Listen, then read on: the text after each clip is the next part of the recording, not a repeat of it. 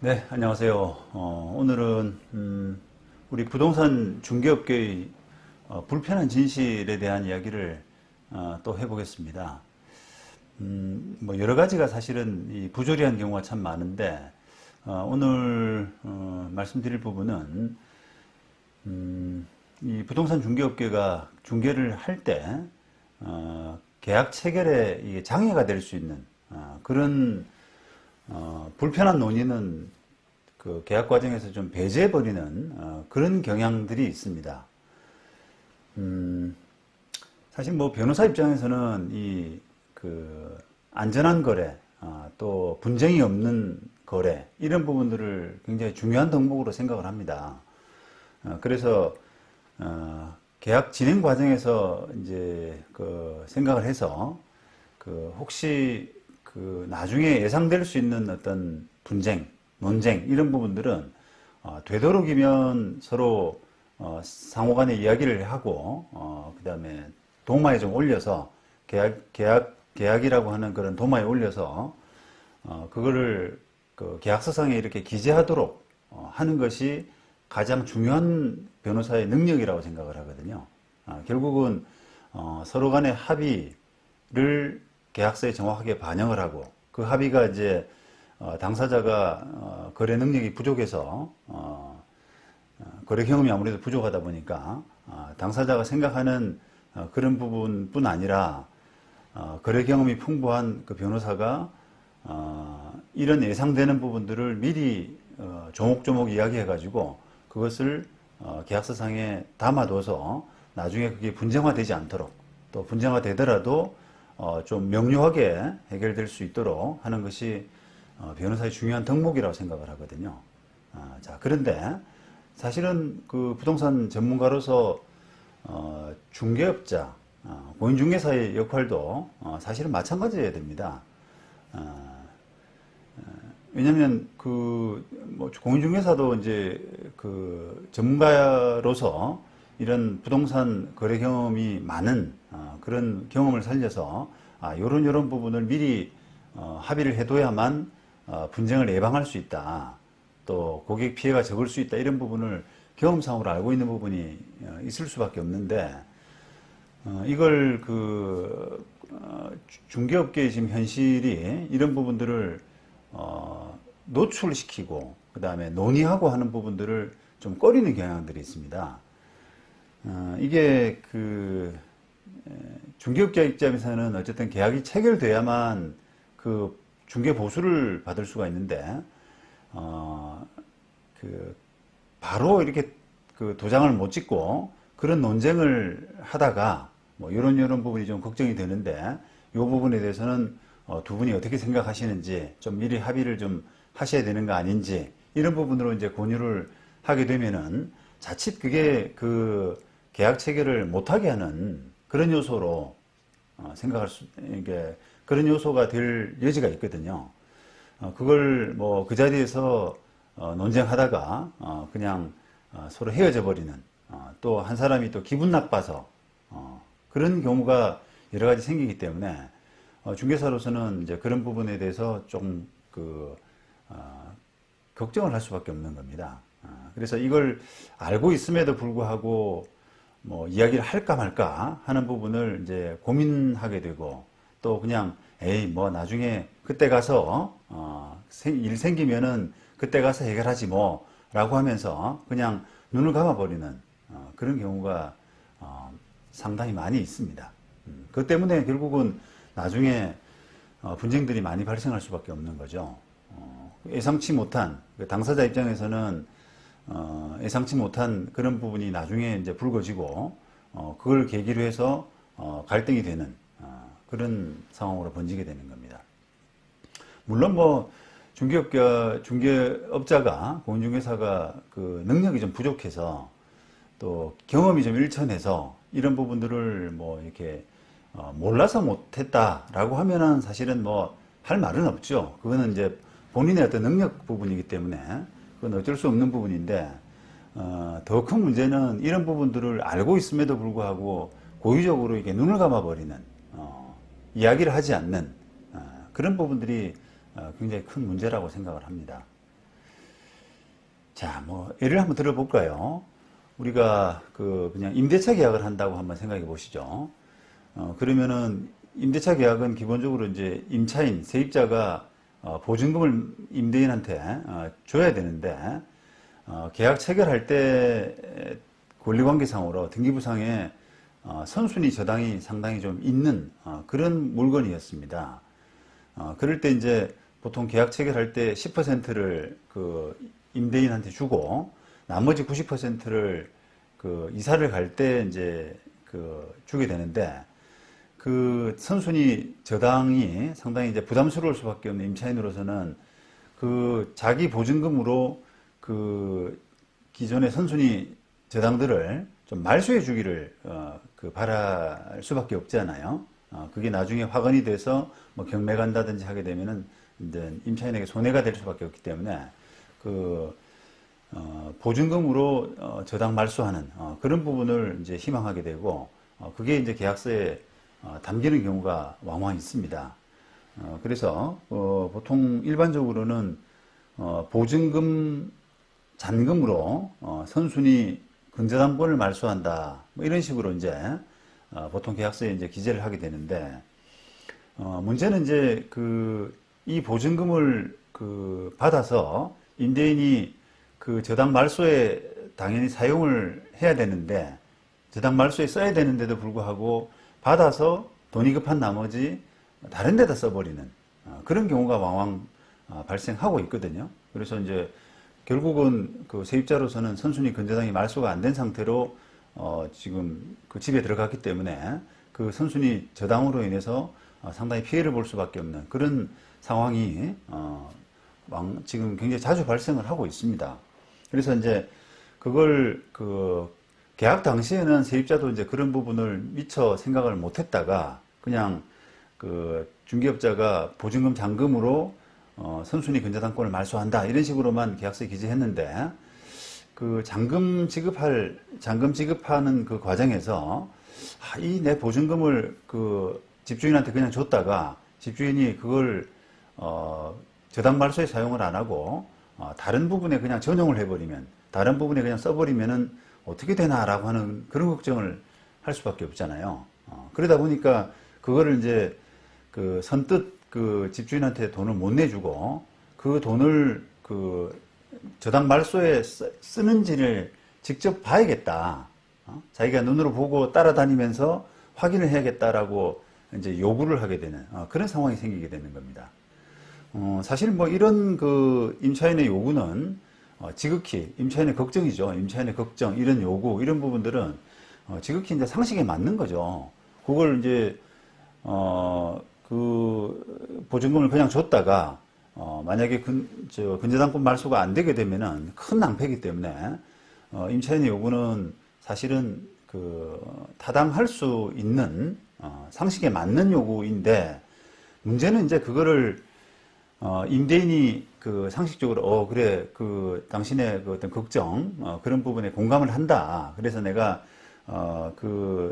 보증금으로 저당 말소하는 그런 부분에 같이 동참을 해서 대동을 해가지고 진행을 하자라고 이렇게 흔쾌히 해주면 다행인데 그걸 어떤 감정적으로 뭐 생각한다거나 또는 뭐 다른 욕심이 있는 다른 보관이 있는 이런 집주인 같은 경우는 그거를 이제 허용을 안 한단 말입니다.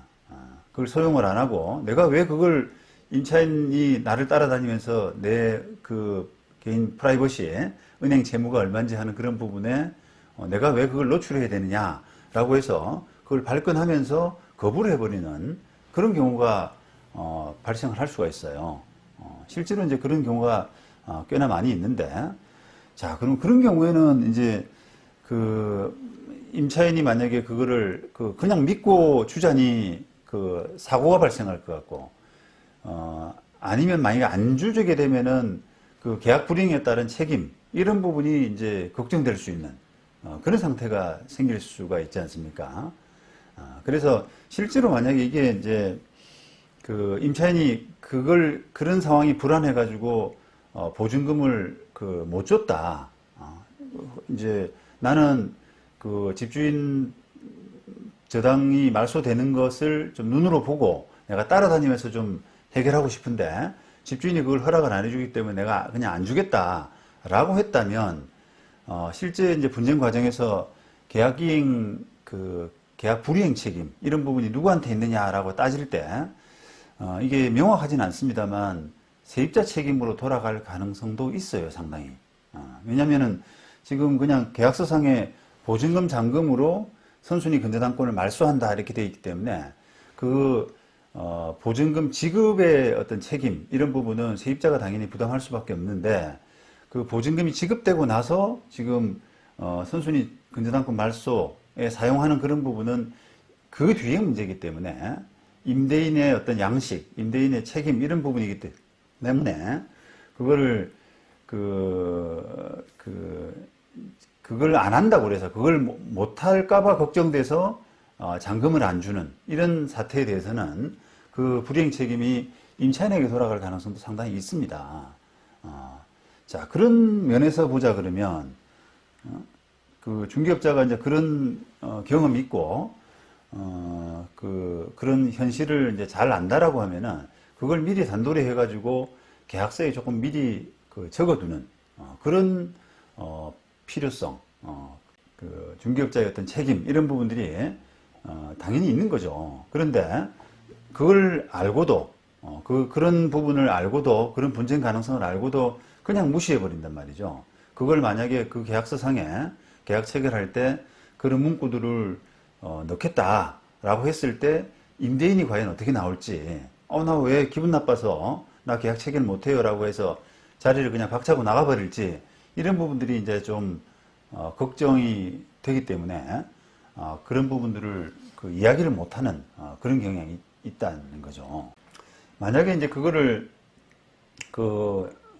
이제 그런 가능성을 염두에 두고 또 임차인의 어떤 피해 우려 이런 부분을 생각한다 그러면 중개업자로서는 어떤 문구를 좀 고민해서 그걸 적어야 되는데 뭐 제가 이제 그 변호사 입장에서 그 문구를 좀 생각해 보자 그러면은 보증금 잔금으로 선순위 근저당권 선순위 근저당권은 좀 특정될 필요가 있습니다.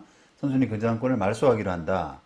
임차인은 보증금을 지참을 해서 임대인의 그 저당 말소 과정에 함께 동행할 수 있고 임대인은 이 과정에 협력해야 된다라는 정도로 문구를 적어둔다 그러면 그거는 서로 이제 합의된 내용이고 그걸 만약에 뒤늦게 임대인이 협력하지 않는다라고 할 때는 계약 불이행의 책임이 집주인한테 임대인한테 돌아갈 수 있는 그런 이제 명확한 결론이 될 수가 있거든요. 그런데 이제 그걸 안 적어뒀을 때는 아까처럼 과연 그 계약 불이행의 책임이 누구한테 있느냐 라는 그런 논쟁이 될 여지가 있고 또 그걸 안 적어둠으로써 두 사람 간에 갈등이 해줘야 되느냐 할 필요가 없느냐 라는 부분 가지고 갈등이 발생할 수 있는 가능성이 높은 겁니다. 자, 그 다음에 뭐 또 한 가지 예를 들자 그러면 계약서에 이제 많이 쓰여지고 있는 문구인데요. 만약에 현 상황에 따른 매매다 이런 표현들을 많이 쓰잖아요. 현 상황에 따른 매매다.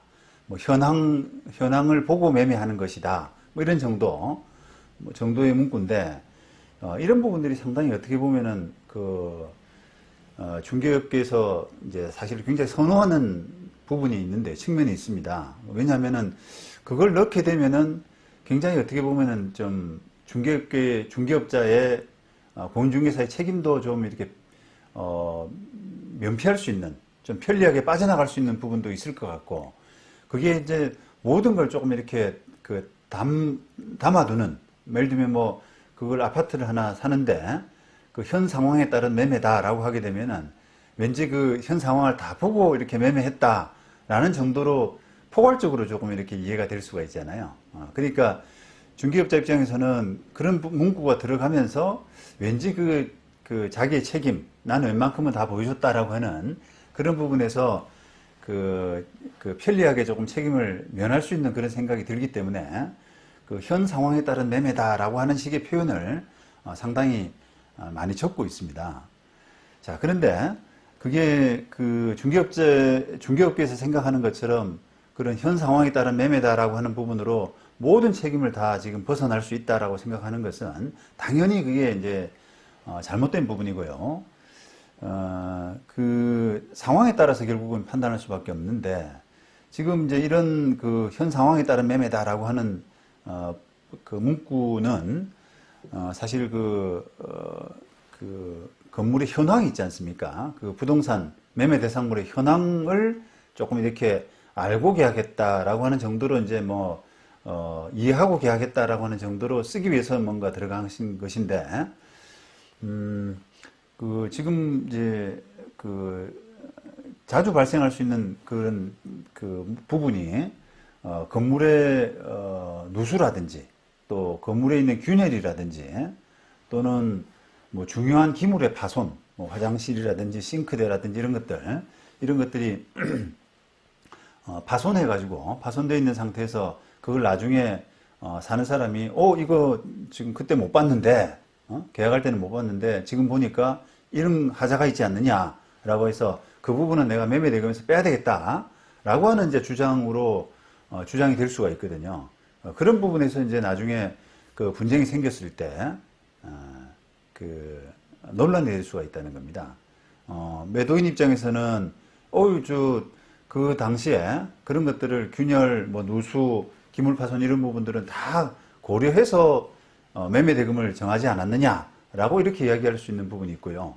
또 반대로 매수인은 그런 것들은 계약에 지금 아예 보지도 못했고 언급되지도 않았다. 그러니까 정상적인 어떤 그 물건, 파손되지 않은 하자가 없는 물건을 전제로 하고 매매 대금을 정한 거기 때문에 그 대금에서 지금 하자가 있는 부분만큼은 하자담보 책임으로 좀 공제를 해야 된다. 이런 이제 주장을 할 수가 있는 거란 말입니다. 그래서 그런 이제 분쟁을 방지한다 그러면은 중개업자 입장에서는 그거를 그 아까처럼 현 상황에 따른 매매다라고 하는 그런 약간 편리한 어떤 면책 이런 부분을 생각할 것이 아니라 좀 더 디테일하게 그런 부분들을 그 기재하고 논의를 해야 된다는 겁니다. 결국은 우리가 그 중개 대상물 확인 설명서에 있는 것처럼 그 체크리스트에 이제 그 뭐 여러 가지 이제 현황에 따른 체크를 하도록 돼 있거든요. 그런 부분을 형식적으로 그냥 체크할 것이 아니라 하나하나 좀 이렇게 그 설명하고 하나하나 보여주고 하면서 이런 부분들이 다 감안해서 그 계약이 체결됐다라고 하는 과정, 그런 부분들을 보여줘야만 나중에 분쟁을 해결하는데도 훨씬 수월할 수가 있다는 겁니다. 근데 이제 중개업계에서는 마찬가지로 그런 부분들이 이제 하나하나 이야기가 될 때, 뭐 예를 들면 변기가 뭐 파손이 됐는데 그 부분을 그대로 이야기하고 매수자가 그 부분에서 좀 얼마를 빼달라라고 할 때 이 계약이 혹시 안 될 수 있지 않느냐, 파토날 수 있지 않느냐라고 하는 그런 그 부분을 우려해서 그 부분을 고의로 싹 빼버리는 그런 그 경향이 있다는 거죠. 그래서 그런 부분이 계속되기 때문에 지금 그 중개사고, 거래사고 이런 부분들이 상당히 우리나라는 높은 편입니다.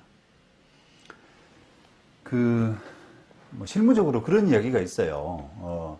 우리가 성공한 중개업자, 뭐 이런 이야기를 하면서,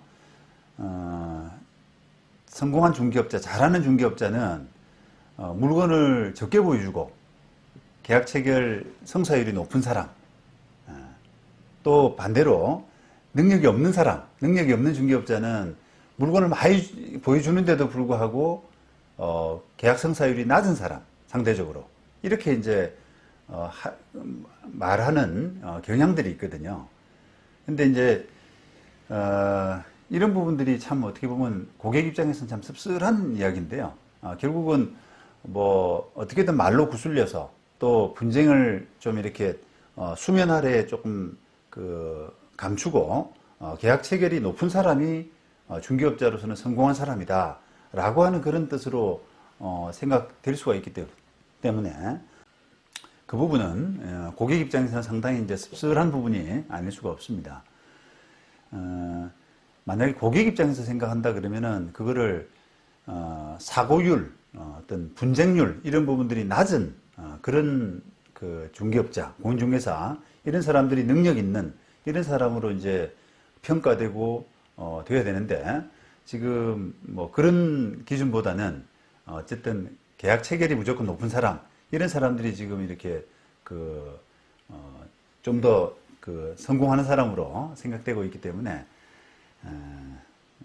고객 불편이라든지 그다음에 고통 이런 부분을 함께 좀 공감할 수 있는 이런 분위기로 중개업계가 조금 이렇게 바뀌어져야 된다. 또 공인중개사들의 각성 이런 부분들이 좀 필요한 상황이라고 생각됩니다.